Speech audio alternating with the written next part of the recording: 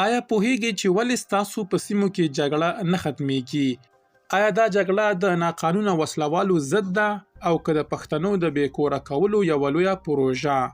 د پښتون ژغورنې غورځنګ مشر منظور پښتون په خپل وروستي او تر ټولو توند پیغام کې د پاکستاني ریاست له مخ څخه پرده پورته کړه. هغه وایي چې دا جګړه د پښتنو د ځپلو او د هغوی د طبیعي زیرمو د لوټلو لپاره جوړه شوې ده.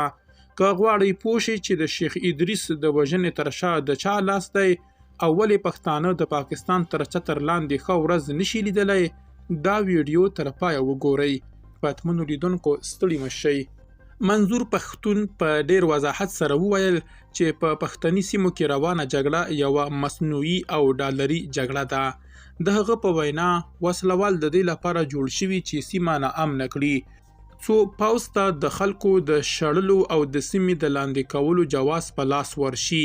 پښتون زیاتوي چې په تیرو 2 اونیو کې پر بېګناه پښتنو سلګونه ډرون بریدونه شوي چې ماشومان او ښځې پکې وژل شوي دي. د غورځنګ مشر د خپلو بندي ملګرو لکه علي وزیر، حاجي عبدالصمد او حنیف پښتون په اړه وویل چې که هغوی نن له ریاست سره معامله وکړي همدا اوس ازادېدای شي، خو هغوی د وطن د ازادۍ او ننګ په جرم په زندانونو کې شکنجه کیږي. پښتین دا هم افشا کړه چې شیخ ادریس د پاکستان پوځ د خپلې لوبې د دوام لپاره وژلی دی.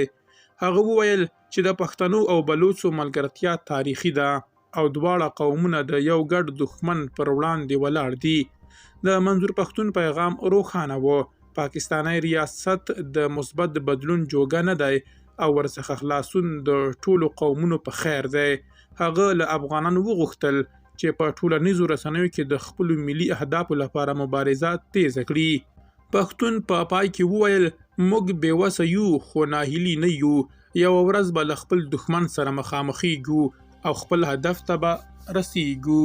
تاسو د منظور پښتون د دغو څرګندونو او د پښتنو د راتلونکي په اړه څه نظر لرئ؟ آیا د خلاصون لاره یوازې ملي مزاحمت دی؟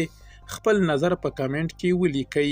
ویډیو لایک او د حقایقو د موندلو لپاره زموږ پاڼه فالو او چینل سبسکرایب کړئ. درنو لیدونکو له ملتیا مو مننه.